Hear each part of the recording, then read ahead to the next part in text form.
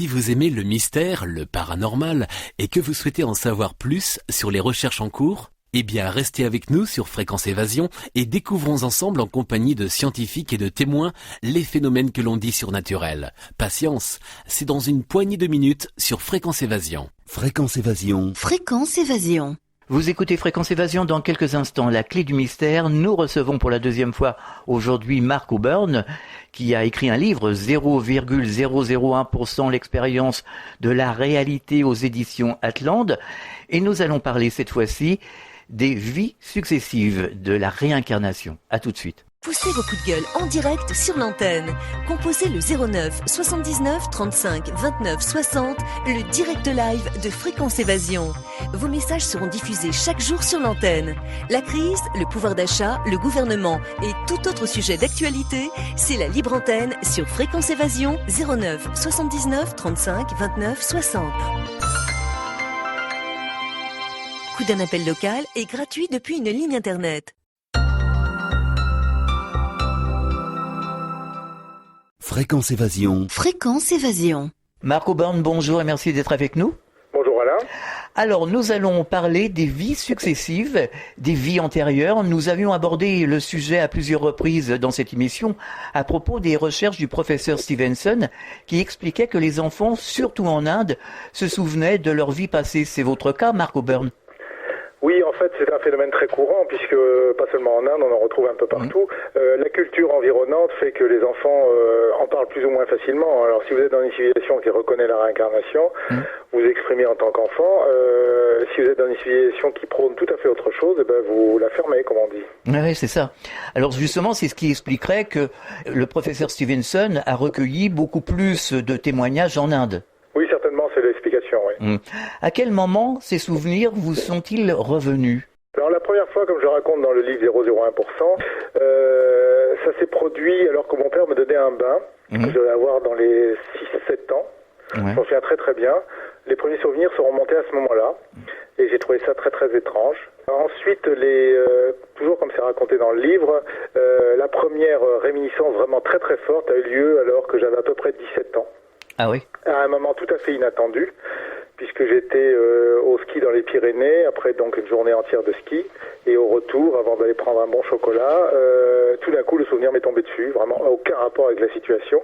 Et c'est d'abord le souvenir du goût de la terre dans ma bouche qui m'est revenu avec une violence inouïe.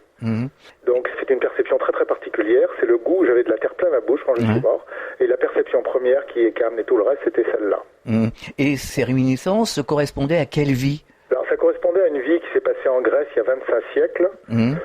Ça je l'ai appris au fil du temps, puisque au départ j'étais incapable de localiser dans le temps et même dans l'espace au début cette existence-là, dont la première partie remémorée concernait ma mort, les circonstances de ma mort. Pas très agréable comme souvenir. Ah, ça a été un choc. Vous pensez, vous avez à peine 17 ans et d'un seul coup vous voyez agoniser, les membres brisés au fond d'un trou et tous mes copains étaient morts autour. Ça a été vraiment un gros choc dans la mesure où je m'attendais pas du tout à ça, quoi. Je me doute. Le souvenir était il était tapis tout près de la conscience et il a surgi d'un coup. Et est-ce que vous avez eu d'autres scènes de cette vie? Oui, alors de nombreuses scènes sont revenues au fil des années, de temps en temps à travers les rêves, mais souvent de manière spontanée, en cours de journée, les choses devenaient assez précises puisque je pouvais localiser le pays. L'époque, j'avais du mal parce que d'abord je cherchais pas, mais je pouvais localiser ça au moins un millier d'années en arrière, mais je ne savais pas en fait à quel moment ça pouvait se situer, parce que vous savez, quand vous remontez le temps, les choses sont beaucoup moins bornées que maintenant. Maintenant vous avez les calendriers, vous avez des choses qui vous permettent de mesurer, même si vous regardez un film, vous voyez si vous êtes au 18e, 19e ou au 20e siècle. C'est assez facile. Mais imaginez qu'il y a un millier d'années, c'était pas très différent entre 1000 ans et 1200 ans avant notre époque, vous voyez. Voilà. Donc, je ne savais pas localiser précisément, ni dans l'espace, je savais que c'était en Grèce, mais je ne savais pas localiser précisément dans quel endroit, et je ne savais pas du tout dans quelle période ça pouvait se situer au départ. Alors vous avez retrouvé d'autres vies après, puisque vous en avez retrouvé 12, je crois. Alors, environ une quinzaine, donc, mais la première dont j'ai retrouvé la trace, c'était vraiment la vie en Grèce, puisque je me suis mis dans la tête à un moment, j'étais en vacances au club méditerranéen à Corfou, je me suis mis dans la tête de prendre un avion d'un seul coup et d'aller à Athènes. Et à partir d'Athènes, dès que j'étais dans la voiture de location, j'ai l'idée qui m'a traversé l'esprit, enfin qui était prégnante en moi, qui était dominante. Ça a été à tout prix de retrouver ces endroits dont je me souvenais. Donc je les ai retrouvés de mémoire à tâtons. Et alors vous avez en quelque sorte enquêté, non? Vous avez retrouvé Non, c'est pas une enquête, c'est vraiment au feeling, jusqu'à ce que j'arrive tout près de l'endroit où j'ai vécu, et ça a été un énorme choc. Alors justement, quand vous êtes arrivé à l'endroit où vous avez vécu, comment vous avez réagi? Est-ce que... Écoutez, finalement, pas de manière consciente au départ. C'est ce que j'étais en train de vous dire lors de la fois précédente. C'est la manière dont le souvenir remonte, elle est très particulière. Et donc, pour vous raconter en détail comment c'est arrivé, je savais que j'étais grosso modo dans la région d'origine, mais je ne reconnaissais pas encore les paysages. Et donc, on avait dépassé la ville de Corinthe avec mon épouse, et on s'était arrêté dans un hôtel à environ 15 km après. Et c'est vraiment en plein milieu de la nuit que s'est produit une espèce d'explosion en moi. Je me suis levé, mais sans même savoir ce qui m'arrive. J'étais comme chargé d'électricité, dans un état d'hyperexcitation, alors que, bon, j'avais aucune raison, j'étais en vacances avec une femme magnifique, vous voyez, sans aucun souci. J'étais dans un état d'hyperexcitation sans avoir la moindre idée du pourquoi. Et donc, en plein milieu de la nuit, j'ai enfilé un short et mes baskets, et je me suis mis à courir, à marcher, puisqu'on était sur un hôtel au bord d'une plage, près du golfe de Corinthe, et donc à remonter, sans trop savoir pourquoi, vers Corinthe, la ville de Corinthe. Et j'étais dans un état de tourment complètement inexplicable. Je ne comprenais pas ce qui m'arrivait. Et que le soir, en fait, quand les choses se sont apaisées, que d'un seul coup, un flot de souvenirs est arrivé à ma mémoire, mais ça a été au moment où je me suis détendu. J'étais dans une tension, une perturbation extrême, absolument, je ne savais pas ce qui m'arrivait. Je n'en avais aucune idée. J'avais plus du tout envie de retrouver quoi que ce soit, de me souvenir de quoi que ce soit. Je me sentais extrêmement perturbé. Et donc la personne qui m'accompagnait ne comprenait pas du tout ce qui se passait. Je dis, écoute, je me sens pas bien, je veux rien savoir. Le soir, on descend en direction du Péloponnèse, on s'habille bien, on se prépare à aller dîner, et quand j'ai vu ma compagne, magnifique, et nous tout bronzés, donc mon esprit s'est détendu, et c'est à cet instant-là, quand l'esprit s'est détendu, qu'un espèce de flot m'est arrivé dessus, et j'ai revu des centaines de scènes, comme sur un film en accéléré, et j'ai été capable d'en parler à celle que j'appelle Karine, je crois, dans mon livre, qui a un autre prénom, évidemment, tout en lui disant, donc tout en lui expliquant que les choses étaient en train de m'arriver, j'étais en train de les commenter, et elles m'arrivaient en même temps. Voilà. Est-ce que ces souvenirs sont aussi présents, conscients, que les souvenirs de cette vie présente? Par exemple, ce qu'on a fait la semaine dernière? Oui, c'est aussi... Oui, et je dirais même, pour un bon nombre d'entre eux, ils sont beaucoup plus présents, puisqu'ils sont beaucoup plus forts, liés à des combats, à la mort, vous voyez, ce genre de choses. Donc, oui, ils sont à tout point de vue beaucoup plus présents, dû à l'intensité des choses, voilà, de ce que j'ai perdu là-bas quand j'ai dû mourir très jeune, la manière dont je suis mort, les regrets que j'ai pu avoir, la violence avec laquelle je suis mort, ça a été très très dur. Effectivement, c'est tout à fait comparable à des souvenirs de cette vie-ci, sauf que dans cette vie-ci, je n'ai pas été lardé de coups d'épée et jeté dans une fosse pour y mourir. Voilà. Ce que je voulais simplement dire, c'est est-ce que c'est aussi présent que, quand on se remémore, par exemple, des souvenirs d'enfance ou des souvenirs de vacances? Je répète, alors oui, c'est plus présent que ça, du fait de l'intensité de ce qui a été vécu. Et je me suis vraiment rendu compte que ma personnalité actuelle était aussi en fonction de ce que j'avais vécu à ce moment-là. Quand j'y suis retourné la dernière fois, c'était il y a un peu plus de 2 ans, mon épouse m'a dit, écoute, il faut que tu tires un trait là-dessus, enfin que tu passes à autre chose, parce que tu vas pas ressasser ce qui s'est passé là-bas, etc., etc., etc. Et donc, ça a été un espèce de déclic pour moi. Je me suis dit, elle a raison. Je peux pas oublier de toute façon, mais il faut vraiment que je passe à autre chose et que j'accepte d'avoir été tué comme ça, sans pouvoir me défendre. Et ça a été difficile d'accepter. J'ai fini par accepter, mais pour vous dire, j'ai mis peut-être 20-25 ans pour accepter ça. Est-ce que je l'ai vraiment totalement accepté? Je ne sais pas. Oui, ça fait un peu comme quand on ressasse des souvenirs de bons moments dans cette vie. Ouais. Et puis, on s'accroche justement à ces souvenirs, mais c'est une tranche de vie qui est passée. Voilà, c'est une tranche de vie qui est passée. Parce que, là où j'insiste, c'est que j'ai vraiment retrouvé... quand on parle de vie passée, on parle quelquefois de gens qui ont la vague impression d'eux. Non, mais moi, il ne s'agit pas du tout de ça. Je n'ai pas eu une vague impression. C'est extrêmement structuré. Cette vie-ci, je m'en souviens quasiment de A à Z, du début jusqu'à la fin. J'ai localisé les endroits où j'ai vécu. J'ai localisé l'endroit où je suis mort. À 10 mètres près, je sais où mon corps est enterré. Ah oui, quand même. Est-ce qu'il y a des souvenirs de certaines vies, puisque vous vous en souvenez de 15, qui sont plus difficiles à gérer que d'autres? Mais la vie de Grèce qui était la plus difficile à gérer, oui, parce que c'est une mort que j'ai pas du tout digérée, alors que bon, je suis mort en Afrique, je suis mort en Chine, évidemment partout où je suis passé, et les circonstances de la mort ont quelquefois été violentes, mais curieusement, c'est vraiment la vie de Grèce qui a été la plus lourde, et c'est, je pense, pour cela qu'elle est réapparue en premier. Et les autres vies, elles vous sont revenues comment ? De manière tout à fait spontanée. Dans les années 90, j'avais été voir un gars qui faisait de ce qu'on appelle du lying, parce que j'avais des petits soucis de santé, mineurs, on va dire, par rapport à ce que les gens ont en général. J'ai essayé de comprendre pourquoi.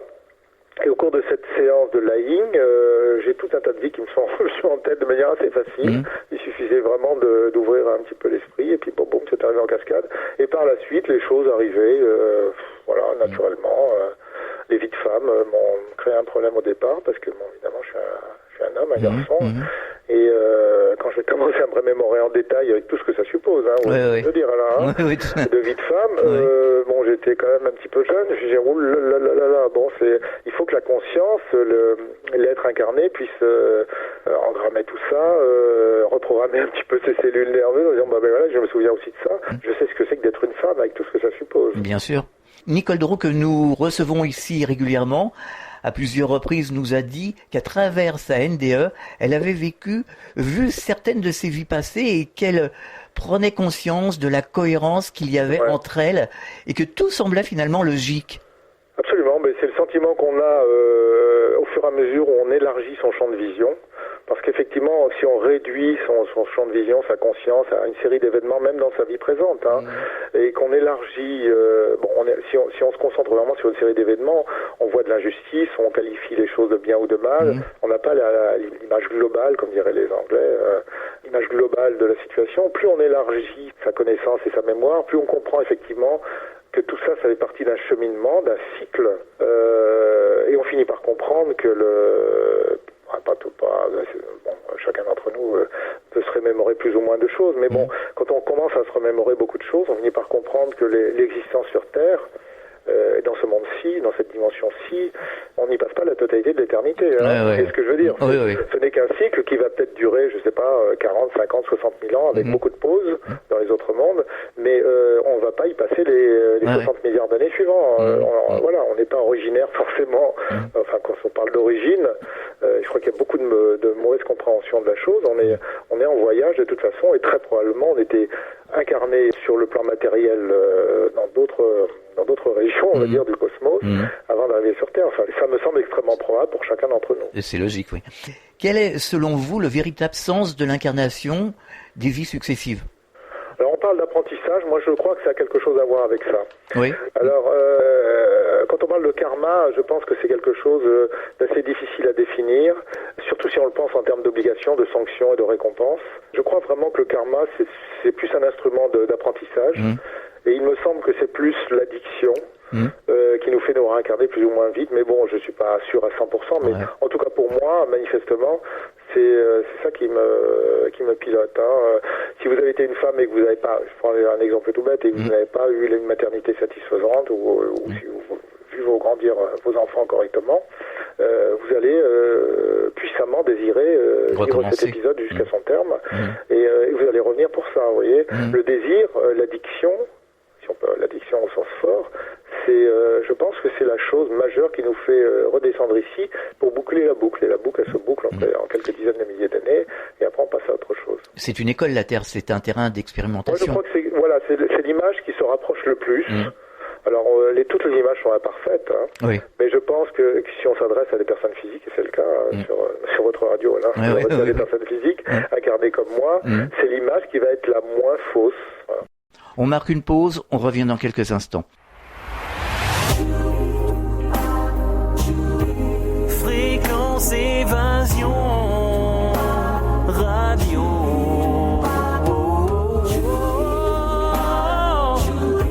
Fréquence Évasion Radio.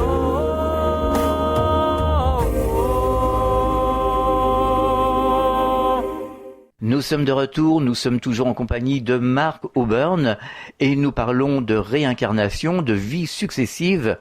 Alors, certains intervenants nous ont expliqué que nous serions dans une matrice et qu'en réalité, nous n'aurions pas vraiment besoin de nous incarner. Alors, comment on pourrait interpréter tout ça ? Alors, une correspondance assez importante avec les lecteurs, et par la page Facebook et par le site internet.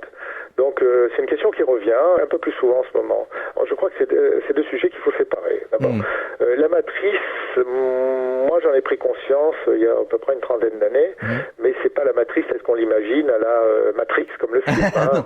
Bon, j'ai fini par comprendre, en pratiquant sur moi, j'ai fini par comprendre que l'ensemble de la planète est pris dans un espèce de champ énergétique et que les formes pensées, les pensées fondamentales de l'être humain, comme de tout ce qui vit sur la planète, elle n'est pas vraiment localisée, ces formes pensées ne sont pas localisées dans les cerveaux ou dans les systèmes nerveux des animaux ou des hommes. Donc il y a une espèce de banque de données globale qui environne la planète, et quand un être naît, il va aller chercher par choix, ou par habitude, ou par son environnement culturel, il va chercher dans l'immense bibliothèque terrestre les comportements et les idées qui vont nourrir sa personnalité. Mais la pensée n'est pas forcément localisée, l'idée n'est pas localisée, elle ne naît pas spontanément dans le cerveau, c'est le cerveau qui va aller la chercher comme un espèce de récepteur dans la grande banque qui nous environne. Et la matrice, c'est ça pour moi, vous voyez, c'est la bibliothèque. Mais on n'en est pas prisonnier au sens où on peut en sortir et on peut aller visiter d'autres bibliothèques, et voilà. Bien sûr. Donc c'est pas quelque chose qui nous a servi, c'est plus un instrument de connaissance. Comment se passe le processus d'incarnation ? Alors autant que je m'en souviens, parce que je me souviens évidemment, j'ai pas la connaissance totale de ce qui se passe, hein, vous vous en doutez.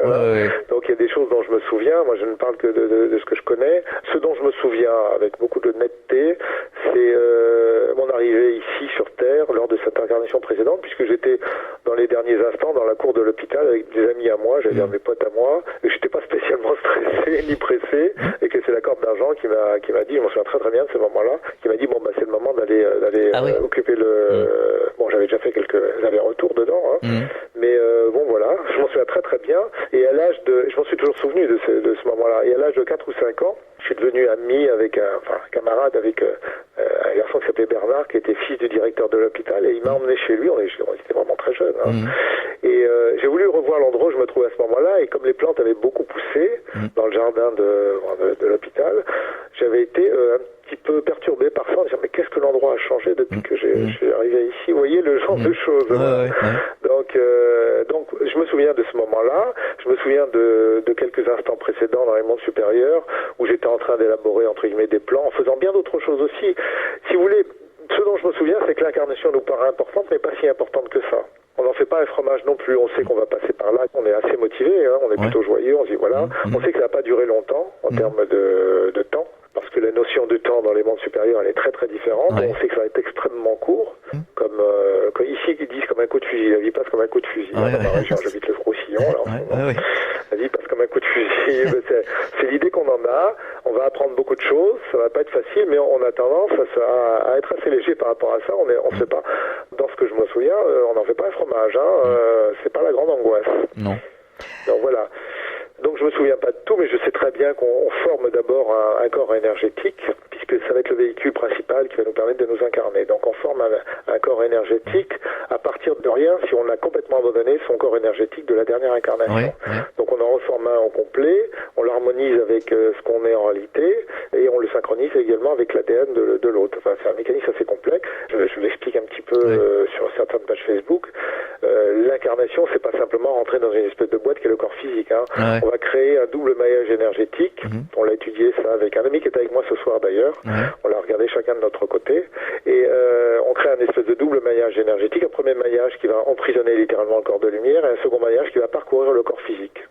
Et donc ce double maillage est relié par la Corde d'Argent.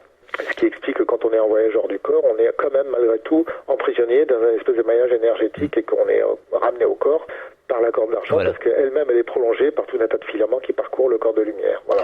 À la mort, on a une dissolution complète des structures énergétiques, des maillages énergétiques, ce que les hindous appellent les nadis, à l'intérieur du corps physique, mais également à l'extérieur. Alors on sait le faire tout seul, on le fait nous-mêmes d'une manière naturelle ? C'est un processus automatique très complexe, mais c'est un processus sur lequel le moi supérieur agit, dans la création comme dans la destruction, mais également, évidemment, s'appuie sur les lois naturelles, comme pour toute chose. Il y a aussi des lois cosmiques, des lois naturelles, que ce soit dans ce monde-ci ou dans les autres, évidemment. Bien sûr. Alors, les parents ont conçu le fœtus se développe. À quel moment, justement, l'énergie de la personne qui va s'incarner va prendre possession du fœtus ? Je pense que c'est très variable. Je pense que plus tôt on prend possession du fœtus, plus on lui donne de la force et de la vie, c'est le réflexe qu'on a. On se dit, je dois m'occuper de lui. Au début, on le considère comme lui, puis assez vite, on oublie, on fait la fusion entre lui et nous, et on pense nous, et même, on a une fusion totale avec la mère, jusqu'à la naissance. Ça peut arriver vraiment. Voilà. La différence entre la mère et l'enfant, elle est pas folle grande quand on est au sein physiquement de la mère, qu'on baigne dans son champ énergétique et dans sa physiologie, dans sa chimie. Et moi, je me souviens un peu de ça. C'est quand même un peu particulier. L'identité telle que vous la percevez, vous la regagnez quand vous sortez, quand vous êtes dans le fœtus, mais vous la reperdez quand vous rentrez dans le fœtus assez vite. L'effacement de la mémoire, elle débute comme ça. Est-ce que ce processus est facile à vivre?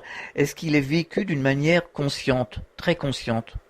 Oui, il y a une conscience. Alors, vous dire, moi, je suis de ceux qui disent qu'il n'y a pas d'inconscience. Donc, bon, voilà. Donc oui, il y a une forme de conscience aiguë, effectivement, à toute étape des choses. Le fœtus ressent puissamment ce qui se passe à l'intérieur du corps de la mère et dans son propre corps. Oui, absolument puissamment. S'il y a quelque chose qui est consommé par la mère et qui est toxique pour le corps, il le ressent puissamment. Et je peux vous dire, j'ai des souvenirs de ça, moi. C'est pas léger du tout.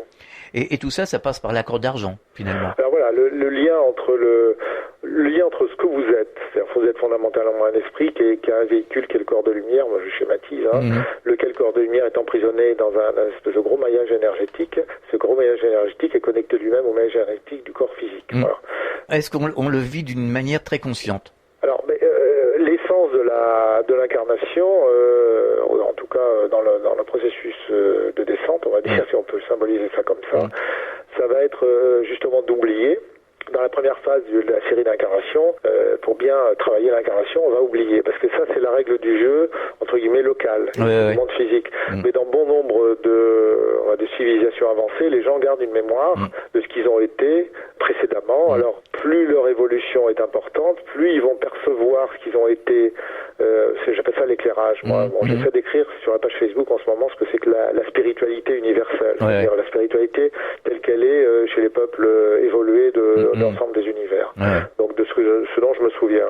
Donc d'une manière générale, les membres des espèces évoluées se souviennent évidemment de qui ils sont de toute leur vie actuelle, mais évidemment d'une série de vies présentes. Et plus leur évolution est avancée, plus ils vont aller loin dans toutes les directions en termes de mémoire. Vous voyez ce que je veux dire, lucidité. Et une partie de cette mémoire et de cette lucidité va également un petit peu en avant, dans le futur. Alors, il y a une espèce de préscience naturelle chez les êtres avancés. Ils savent ce qui va C'est un peu comme un éclairage de phare qui éclaire beaucoup en arrière, un petit peu en avant. Voyez. D'accord. Et plus la personne est évoluée, plus elle éclaire loin dans le passé et loin dans le futur. Voilà. Donc, dans les espèces, chez les civilisations avancées, vous choisissez un corps, une civilisation plus avancée. C'est le cas de bon nombre d'entre nous. C'est pas parce qu'on est ici dans un corps très peu évolué, au milieu d'une bande de sauvages qu'on appelle les êtres humains terrestres, qui s'amusent à se lancer des bombes atomiques, à avoir des religions comme on les connaît, et à s'entretuer tous les uns les autres. C'est pas parce qu'on est au milieu de cela qu'on a toujours été au sein d'une civilisation extrêmement primitive. On peut tout à fait venir de civilisations beaucoup plus évoluées et y avoir passé des millions et des millions d'années. Et c'est le cas d'un certain nombre d'entre nous, oui, absolument. Alors tout ce qui vit ici, ce qu'on appelle la matière, quand on est ici sur Terre, on appelle ça la matière, a son double de lumière, le minéral, le végétal, le monde animal et humain. Visiblement, il y a une contrepartie au moins éthérique. Oui, voilà. Donc, et quand vous regardez le monde matériel d'un point de vue du monde astral, vous voyez l'agitation moléculaire, enfin ce que les physiciens décrivent, à leur façon, mais vous distinguez très très bien que la matière, c'est pas quelque chose d'aussi solide et d'aussi. Voilà, c'est ça. Voilà, vous le voyez avec les yeux de votre corps de lumière, vous voyez très très bien que si un objet garde sa forme, c'est une espèce de miracle en fait. Vous voyez. Donc, qu'il y ait une contrepartie astrale, moi j'irai pas jusque là, mais il y a une contrepartie, il y a absolument tout baigne dans l'énergie éthérique. Je pense qu'il y en a dans le cosmos entier, y compris dans le vide interstellaire.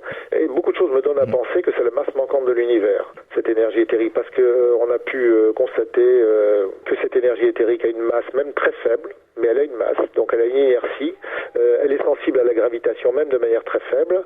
Donc cette énergie éthérique, si elle remplit l'ensemble du cosmos, même si c'est d'une manière, on va dire, discontinue, ce dont je suis pas sûr, il est très très probable qu'elle vienne expliquer la masse manquante de l'univers. Je ne sais pas quelle est de l'ordre de 90 ou 80%, je ne sais plus. Les physiciens ont calculé, ça c'est les effets gravitationnels. Visiblement, il y a beaucoup de matière qui manque pour que le modèle cosmologique puisse fonctionner. Et moi, je pense, nous, on sait que la matière éthérique, elle existe. On sait qu'elle baigne tout, on sait qu'elle a une masse, on sait qu'elle est sensible à la gravité et une certaine forme d'électromagnétisme. Donc, quand les scientifiques se pencheront vraiment là-dessus, ils vont se reposer les questions d'une autre façon. Mais la masse manquante de l'univers, pour moi, elle est là. Je peux me tromper, mais je sais qu'elle interagit avec la matière physique. Pour moi, c'est de la quasi-matière. Pour d'autres aussi, ceux qui ont le même genre d'expérience que moi, c'est de la quasi-matière. Donc, voilà. Je termine ce chapitre, c'est la masse manquante de l'univers. On devrait pouvoir assez vite maintenant l'expérimenter technologiquement. D'ailleurs, je peux vous annoncer, Alain, que ça a été fait par les gens de l'IAC, qui ont prouvé cette année l'existence de l'énergie, donc de l'énergie vitale, en utilisant un scanner à résonance magnétique nucléaire, un IRM. Ils ont vraiment démontré l'existence de l'énergie. Ils ont des centaines de preuves maintenant de cette énergie et des photos. C'est vraiment des photos qui sont, j'espère qu'ils feront une publication à ce sujet-là, mais moi j'ai vu le résultat de ces travaux en avril au Portugal. Il y a une démonstration scientifique qui est on ne peut plus claire. Oui, cette énergie existe, elle est objectivement mise en évidence par un IRM. Voilà. Et c'est hallucinant, vraiment, c'est très très étonnant. Ce que je voulais dire finalement, c'est qu'à chaque fois qu'il y a une naissance sur Terre, il faut donc qu'il y ait une âme pour animer le corps, bien entendu. Comment peut-on expliquer qu'il y ait toujours une âme volontaire prête à s'incarner pour animer un corps? Vous savez, les espèces intelligentes sont extrêmement nombreuses. Les gens se font une idée aussi très particulière du cosmos. D'abord, ils se font une idée minuscule de la réalité, d'une manière générale. Et vous avez un rôle à jouer peut-être pour élargir les esprits. La première chose, c'est d'imaginer qu'on est seul dans l'univers. Je me souviens, dans les années 70 ou 80, vous aviez encore des physiciens ou des cosmologistes pour expliquer que le système solaire était un hasard, une chance sur des milliards et des milliards, et que la plupart des soleils n'avaient pas de cortège de planètes, donc il y avait pratiquement de vie nulle part dans l'univers. Faites des recherches, vous verrez que c'est vrai. Les scientifiques, même de haut niveau, prétendaient ça il y a 50 ans. Et c'était des gens réputés intelligents. Et puis on a découvert que c'était des âneries, tout simplement par l'observation, avec les moyens technologiques dont on dispose. On finit par comprendre, on finit par observer, que ce soit par observation directe ou par les mathématiques, parce que bon, c'est un peu ça aussi. Quand on étudie le rayonnement d'une étoile, on voit que de temps en temps son rayonnement baisse parce que certaines planètes passent devant, etc. C'est comme ça que ça fonctionne. Donc, on a compris qu'il y avait des cortèges planétaires, pratiquement, c'était la règle générale et c'était plus l'exception. Donc, le cosmos physique, on prend que notre dimension, est rempli de vie intelligente. Il y en a partout. Il y a des cortèges de civilisations, rien que dans notre galaxie, il y en a des quantités que les gens n'ont aucune idée, vraiment. Donc de toutes les sortes. Et la plupart sont beaucoup, beaucoup, beaucoup plus avancés que nous. Il y a évidemment un nombre, on dit qu'il y a 100 milliards de galaxies, je sais pas, je suis pas qualifié pour parler du nombre de galaxies, mais vous imaginez le nombre de civilisations qu'il y a dans les galaxies, et 100 milliards de galaxies. Et ensuite, vous montez un cran en disant que notre dimension, la dimension physique, c'est une dimension parmi un très grand nombre d'autres. Alors je ne sais pas combien, mais je sais qu'il y en a plus de 7, ou plus de 11, ou plus de 13, ou plus de ce que vous voulez. Et là aussi, on est sur des idées qui sont farfelues, d'après moi, parce que les gens qui avancent les 7 mondes, ou les 7 niveaux, etc., je ne sais pas où ils ont été chercher ça, mais moi, et mon expérience personnelle, et celle de beaucoup d'autres qui font des expériences de ce type-là, on est incapable de mesurer le nombre de dimensions. On sait qu'il y en a un gros paquet, mais alors là, on n'a pas pris un espèce de boulier en se disant tiens, il y en a une de plus, je vais monter d'un cran, il y en a une autre, puis encore une autre, et puis encore une autre. Voilà, donc le cosmos est immense. Et ce qu'on sait, c'est que plus les dimensions sont hautes en vibration, plus elles sont grandes géographiquement, si on peut dire. Vous voyez ? Pour en revenir à la réincarnation, supposons que des parents soient en train de concevoir un fœtus, un bébé, et que au dernier moment, ils trouvent pas preneur. C'est-à-dire que personne veut s'incarner dans ce fœtus. Moi, je pense qu'il y a beaucoup plus de volontaires que de chaises libres. Voilà, c'est ce que je voulais Donc, vous entendre dire. Même si c'est particulier de venir ici, non, c'est ça que je voulais dire, c'est qu'il y a énormément de monde. Oui. Donc, on a des visiteurs, il y a des gens qui pensent pas forcément à venir ici, et puis ils sont attirés par l'originalité de l'expérience. De toute façon, l'univers est rempli d'originalité. Il ne faut pas croire qu'on est un cas particulier. Alors, c'est une idée que je voudrais avancer aussi, l'idée que la Terre, notre système solaire, et l'être humain en particulier, c'est quelque chose de vraiment particulier. Ça, c'est une idée extrêmement puérile. Je me doute. Et je dirais même, c'est une idée imbécile, qui qui montre qu'on est vraiment sur une échelle de 0 à 10 000, on est vraiment à 0 en termes d'intelligence et d'évolution. On se croit vraiment le centre de l'univers parce que des soi-disant religions, alors je mets religion entre guillemets, nous ont expliqué que Dieu nous a créés, s'occupe de nous particulièrement. Ça, c'est une énorme bêtise, c'est une imbécilité, mais alors, quand on finit par comprendre la nature de la réalité, on se dit, mais comment les gens peuvent croire à des trucs comme ça? Même s'ils sont 3 milliards à croire à des choses comme ça, ce sont des imbécilités. On n'est pas le centre de l'univers, on n'est pas l'objet que Dieu a créé de manière spécifique en portant son attention sur nous, et toute la création ne tourne pas autour de nous. On fait partie d'une création, oui, qui est absolument immense, peut-être infinie dans toutes les directions. On est une espèce, d'abord on n'est pas des êtres humains pour l'éternité, on est une espèce comme une autre, très faiblement évoluée, extrêmement primitive, extrêmement agressive, et avec un niveau de connaissance technologique extrêmement bas. Anne Gévaudan nous disait qu'on était au jardin d'enfants. Oui, c'est une assez bonne image, et on se prend vraiment pour des grands gaillards, mais on ne connaît que le premièrement, premier tiré, petit a, et encore. On dit aussi que nous venons tous pour accomplir un programme préétabli, que nous devons réaliser une fois sur Terre. On dit que finalement, on vient dans une école, on en parlait tout à l'heure, pour accomplir un programme, mais on dit aussi que finalement, on serait dans un processus d'incarnation automatique pour certains, pour ceux qui ne l'auraient pas décidé.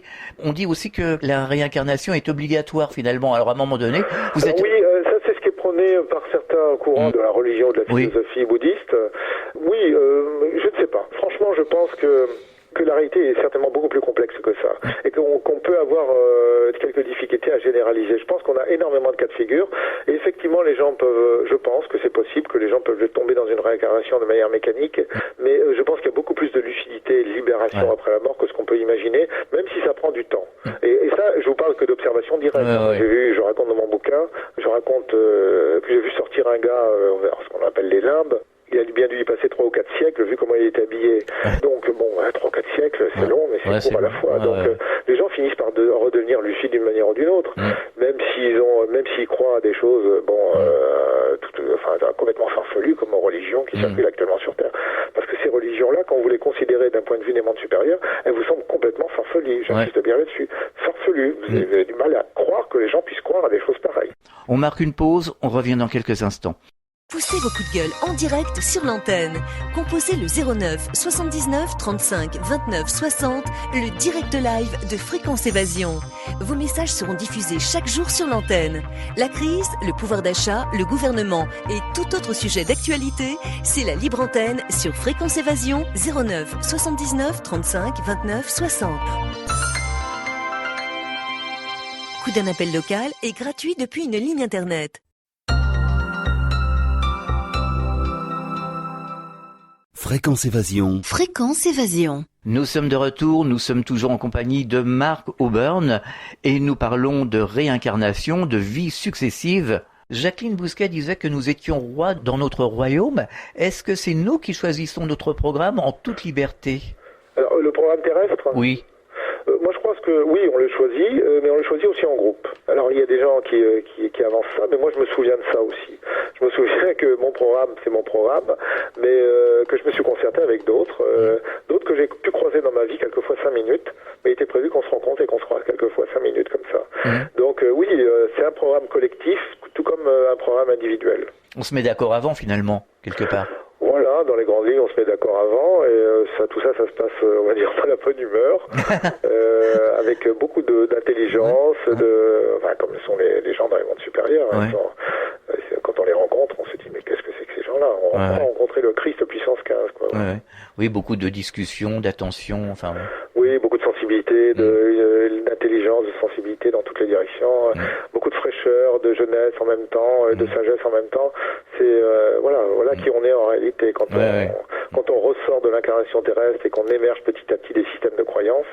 Ça prend quelquefois du temps, pour ça on a différentes étapes, mais on redevient ce qu'on est, et on cesse d'être des admattés, des imbéciles, parce que notre vraie nature, c'est d'être des créatures libres, des créatures, on va dire, de Dieu. Je veux pas prendre un mauvais terme que les gens vont mal interpréter. Dieu, on ne le comprend qu'en fonction de notre degré d'évolution. Donc un enfant de 2 ans comprend Dieu d'une certaine manière, et on est tous des enfants de 2 ans quand on est sur Terre. Quand on a grandi, qu'on a un diplôme universitaire et qu'on est croyant, on voit les choses de manière un petit peu plus évoluée. Pousser ça à une échelle beaucoup plus élevée, et au fur et à mesure où vous évoluez dans les mondes supérieurs, votre idée de Dieu devient de plus en plus précise. Est-ce qu'il y a des techniques pour retrouver ses vies passées? Moi, j'en sais rien. Parce que chez moi, en fait, je passe mon temps à essayer de plutôt de pas en avoir trop, parce que c'est, comment vous dire, Oui. c'est très prégnant dans ma vie, et ne serait-ce qu'avec mon épouse actuelle, ça nous a littéralement envahi, à son insu aussi, parce que elle, fondamentalement, elle s'intéresse pas à ça, elle n'a pas envie d'en parler, mais malgré tout, ça l'est littéralement comme une vague qui lui est arrivée dessus, pouf. Et c'est pas venu de moi, c'est venu d'elle. Je rentre pas dans les détails, hein, parce que bon, je veux pas trop parler d'elle, mais bon, on passe son temps à se dire, ok, on est le résultat de ce qu'on a vécu dans le passé. Manifestement, ce qu'on vit aujourd'hui, c'est le prolongement de ce qu'on a vécu dans le passé. Je suis bien obligé de m'en occuper, en tout cas avec mon épouse, parce que nous, ça fait 30 siècles qu'on est ensemble régulièrement. Elle s'est souvenue de pas mal de choses sans s'y intéresser, c'est ça le paradoxe. Et moi, je me souviens de beaucoup de choses aussi, et je comprends que les espèces de pelotes de ficelle à démêler, elles viennent directement d'il y a 3000 ans et 2600 ans, 2700 ans. Et je me souviens de bien des circonstances précises dans lesquelles on a fait des nœuds et des nœuds et des nœuds, voilà. C'était quoi votre question Je vous demandais s'il y avait des techniques particulières pour retrouver... Oui, alors moi je développe une technique particulière pour gérer ça de manière raisonnable, parce que quand j'ai dû gérer la vie en Grèce avec tout ce que ça impliquait, j'étais assez jeune, ça a été assez perturbant, hein. Il fallait que j'assume, bon, j'étais cadre sud dans une boîte, beaucoup de choses en même temps, et le souvenir d'une vie dans laquelle j'ai été massacré par des soi-disant copains, et j'ai pas digéré ça, j'ai mis pas mal d'années à mettre le mouchoir par-dessus. Donc, quand vous soulevez un nouveau souvenir dans lequel vous n'avez pas forcément le beau rôle, vous précipitez pas pour connaître la suite, hein, vous voyez ce que je veux dire. Donc, moi, je peux vous dire, je suis parti du nombre, hein. J'ai été un mec normal un certain nombre de fois, ou une nana normale, mais dans un bon nombre de cas, et je voudrais pas ternir ma réputation auprès de vos auditeurs, j'ai pas été forcément un type bien, et je rentre pas dans les détails. Je pense que c'est pour tout le monde pareil. Probablement, mais bon, de toute façon. À personne. Mais pour moi, bon voilà, je sais de ce dont je suis capable dans certaines circonstances, en tout cas, voilà. Je pense pas qu'on ait été des petits anges à chaque incarnation quand même. Ah ben ouais, c'est pas mon cas. Moi, j'ai été vraiment un brave type, normal, voilà. Mais j'étais aussi un très très sale type, voilà. Et je trouvais ça normal d'être un très sale type. Alors justement, d'incarnation en incarnation, comment peut-on être un chic type et puis se retrouver à être quelqu'un de pas très recommandable? Alors moi, je crois qu'on balaye un peu tout le champ d'expérience. Et puis vous savez, on se rend compte que il est plus facile, comment dire, d'être un brave type quand vous naissez en Occident avec des parents qui gagnent 10 000 euros par mois chacun, et puis que tout va bien pour vous, vous faites des études supérieures, tout ça, plutôt que de naître en Afrique, dans un endroit où ça tire dans tous les sens, où vous n'êtes pas sûr de vivre plus de 2 ou 3 ans de plus. Là, vous devez vous débrouiller pour survivre. Vous vous rendez compte de quoi? C'est que ça dépend beaucoup des circonstances, la manière dont les gens évoluent. Donc, quelque part, même si vous êtes enclin à juger les gens en fonction de leur comportement, vous savez, le comportement de gens, il vient beaucoup de leur besoin de survivre, et puis s'ils voient à côté d'eux des gens qui ont plus de possessions qu'eux, ils essaient de leur prendre. Les guerres de religion, souvent, ce sont des guerres d'avidité, hein. C'est pratiquement ça. Vous savez, on parle beaucoup des islamistes et tout ça, mais ce sont surtout des gens qui sont avides, d'accord, qui sont une forme d'avidité suprême, c'est de vouloir la vie telle qu'elle est promise par la religion. C'est une avidité d'une insondable ambition. Vous voyez ce que je veux dire? Et puis tant qu'à faire, autant avoir aussi les biens terrestres, c'est-à-dire quand on est un homme, énormément de femmes, etc. Vous voyez, des choses extrêmement basiques, hein, voilà. Donc l'avidité, c'est la base de la religion, enfin, des religions primitives. Est-ce qu'il y aurait quelque chose de particulier à ajouter justement sur ce sujet de la réincarnation? Oh ben beaucoup de choses. Oui, je me doute, mais quelque chose dont on n'aurait pas parlé, quelque chose de particulier. Je crois qu'il faut insister sur le fait qu'on est le résultat de ce qu'on a vécu, ça c'est certain, qu'on est très probablement en contact avec des gens qu'on a connus autrefois, parce qu'on chemine en groupe malgré tout. Voilà. Donc à un moment ou à un autre, on retrouve des gens qu'on a connus, et quand les gens se remémorent de leur vie passée, je dis tiens, lui c'était probablement mon oncle dans une vie passée, ce genre de truc, vous voyez. Et que on ne doit pas censurer les choses. Je pense que quand le moment est venu de se souvenir, on se souvient. Ça fait partie du cycle de retour, on va dire, parce qu'il y a une espèce de cycle dans lequel on descend et on perd le souvenir. Et là, dans la deuxième partie du cycle, dans lequel, à la fin, au terme duquel à la fin on va partir d'ici, on commence à se souvenir de qui on est et de qui on a été. Ça fait partie des choses naturel que de retrouver la mémoire. On commence par la perdre, et ensuite on la retrouve. Voilà. Donc, moi je dirais, il ne faut pas forcer les choses. Quand on sent qu'on doit se souvenir, les choses arriveront d'une manière ou d'une autre, le souvenir reviendra, il sera plus ou moins précis. S'il est précis, il va avoir un énorme impact sur la personne. Moi, je suis bien placé pour vous parler de ça. Et effectivement, se souvenir de quelques vies, les unes à la suite des autres, mais vraiment s'en souvenir. Je parle pas en disant, il me semble avoir vécu en Autriche au XVIIIe siècle. Ça, c'est pas un souvenir. Ça, non, voilà, c'est ce que je voulais dire, préciser au départ de l'émission. Voilà, donc un vrai souvenir, c'est tout ce qui va avec. Hein. Tout à fait. C'est chaud, hein. C'est pas de la rigolade. C'est pas de la littérature. Donc voilà, il faut accepter tel qu'on est et bien comprendre que si on se souvient d'une tranche de vie ou d'une tranche de vie ou deux tranches de vie au pluriel, on se souvient pas forcément de tout. Oui, je me doute. Et que il reste certainement beaucoup de choses qui sont dans l'ombre, et en particulier les vies non terrestres, pas sur cette planète.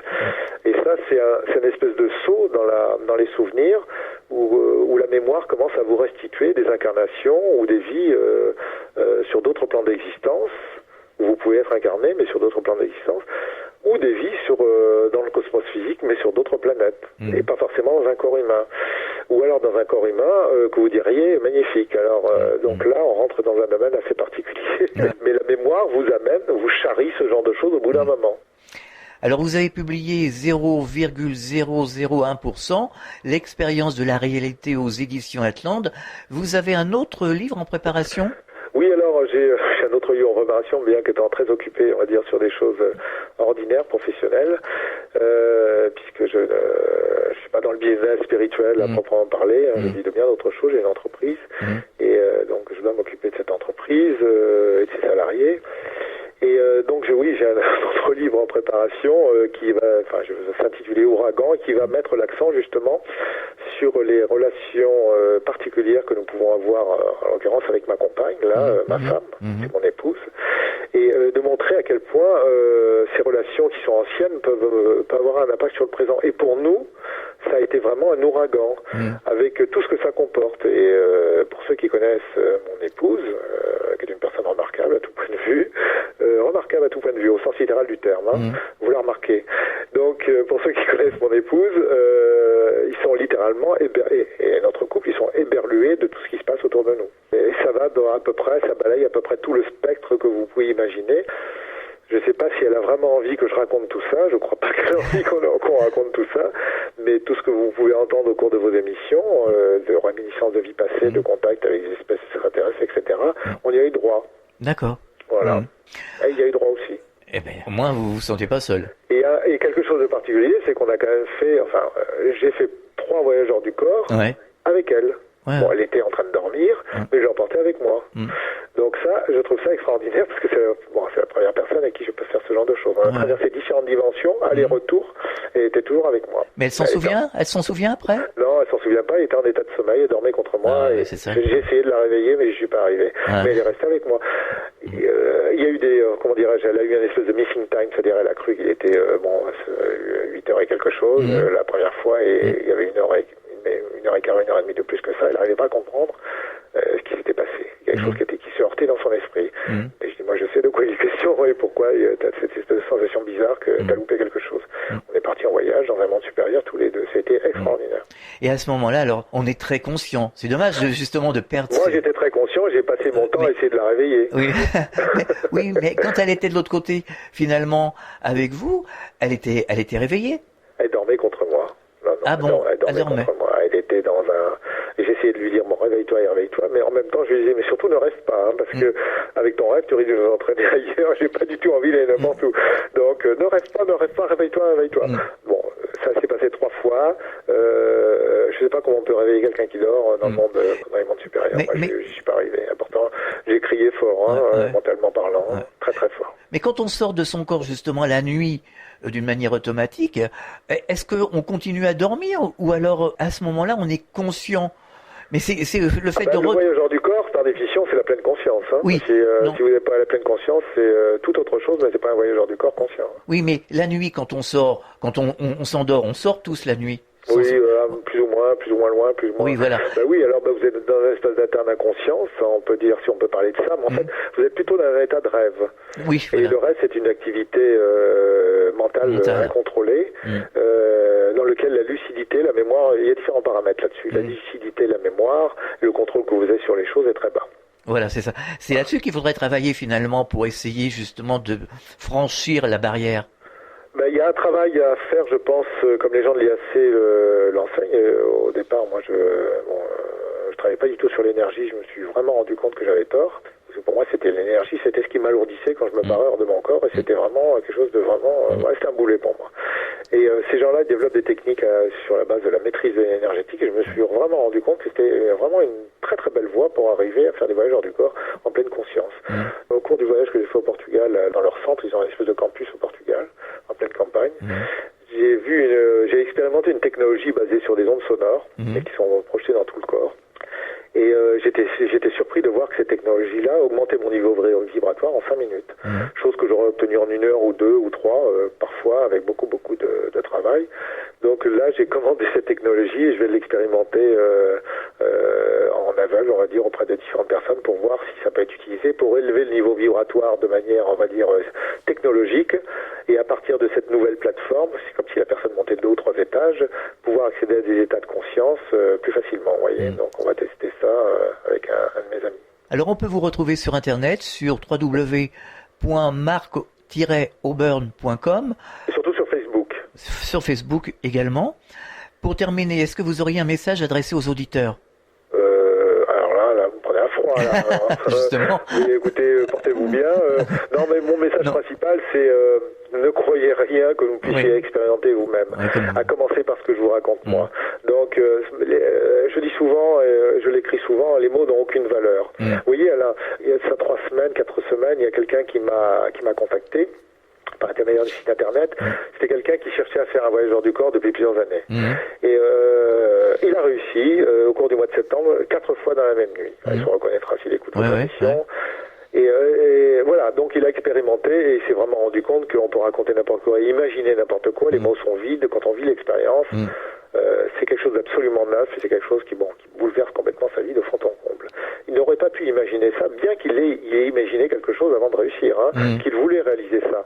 Mais il voulait réaliser quelque chose dont il n'avait aucune idée. Donc il a réalisé cette chose-là. Et moi, mon plus grand bonheur, parce que ça arrive de temps en temps, c'est quand les gens arrivent à avoir l'expérience directe. Pour moi, un être spirituel, un être qui a une vie spirituelle, c'est un être qui a la capacité consciente et volontaire à voyager dans d'autres dimensions. Pour moi, il n'y a pas d'autre spiritualité que celle-ci.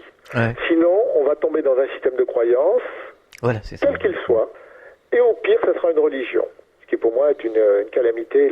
Bon, maintenant, c'est une calamité peut-être nécessaire pour un certain nombre de personnes.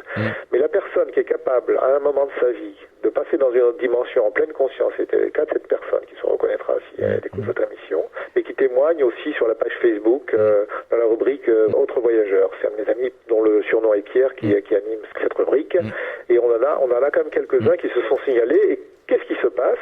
C'est que quelquefois, il suffit d'expliquer aux gens que c'est possible, mais qu'il n'y a pas les dangers indiqués par des soi-disant spécialistes de l'astral et tout ça. On entend des imbécilités, Alain, mais c'est toujours les mêmes. Voilà, c'est ça le problème. Mais des imbécilités énormes, quasi religieuses. Oui, c'est ça, c'est qu'on fait peur, sans arrêt à tout le monde. Vous allez vous perdre, vous allez être attaqué, vous n'êtes pas assez ancré, mais des flopées d'imbécilités de gens qui ne savent pas du tout de quoi ils parlent. Voilà, mon message, c'est expérimentez vous-même, faites votre expérience vous-même, de manière répétée, comme ça vous aurez une vraie base, vraiment quelque chose de solide et vous ne ferez pas balader par qui que ce soit, y compris par Marc Auburn. Marc Auburn ne cherche pas, j'ai aucun intérêt à faire gober ma littérature à qui que ce soit, je ne suis pas de la vente de mes bouquins, loin de là, mais je suis ravi quand quelqu'un m'appelle, me passe un message en disant ça y est j'ai réussi, simplement parce que vous m'avez donné 2-3 explications, vous savez, il y a plein de gens qui sont au bord d'y arriver. J'en ai encore quelques-uns là, dans le visier, on va dire. Il suffit quelquefois de leur dire n'ayez pas peur, allez-y, jetez-vous à l'eau, et je vous donne 2 ou 3 explications, parce qu'à un moment ou à un autre, quand il vous arrive ça et ça et ça, vous n'êtes pas en danger, il vous arrive simplement, voilà, l'explication, elle est là. Donc allez-y, continuez l'étape suivante. Et on a régulièrement des gens qui, d'un seul coup, passent de l'autre côté. Donc, vivez l'expérience vous-même. Et vous savez, vous avez une certaine catégorie d'expérienceurs qui sont les gens qui font des ND2 parce du fait de maladies ou d'accidents. Également les gens qui font des rencontres avec des créatures non terrestres, un ovni ou leurs occupants. Donc ça, c'est des choses qui vont leur ouvrir l'esprit, et bien souvent tout ça s'enchaîne, ça forme un tout global. Il y a une seule et même réalité. La réalité, c'est qu'on vit dans un monde qui est en théorie minuscule, mais quand on le regarde attentivement et quand on vit l'expérience de la réalité, on se rend compte qu'il est immense dans toutes les directions, qu'on n'est pas tout seul et que voilà. C'est sûr. Ce que je voulais dire, sans croire n'importe quoi, n'importe qui, on peut se baser sur les intervenants. C'est aujourd'hui d'ailleurs, les NDE sont reconnus c'est par... un témoignage, voilà. Mais vous savez, tout ça s'évite tant qu'on n'a pas d'expérience en direct. C'est ce que je vous dis, Alain. Ce sont que des mots. Même mes mots qui passent dans votre radio, ce sont que des mots, ils n'ont aucune importance. Ce qui compte, c'est que quelqu'un, à un moment ou à un autre, par ces mots, se dise, ah ben peut-être que... Oui. Et que la possibilité lui soit donnée de vivre l'expérience. Et quand elle a vécu l'expérience, c'est qu'il lui fallait un tout petit coup de pouce. D'où le titre du bouquin que j'ai écrit, 001%, parce que pour moi, à la base, je l'écrivais pour une toute petite frange de la population qui était en quelque sorte au bord, en équilibre. Il suffisait d'une petite pichenette pour qu'il bascule dans la réalité. C'est ça, oui. Voilà. Et je me suis rendu compte qu'ils étaient plus nombreux que j'imaginais. Tant mieux. Un petit peu plus nombreux. Merci Marco Borne et à très bientôt. À bientôt, Alain. Fréquence Évasion.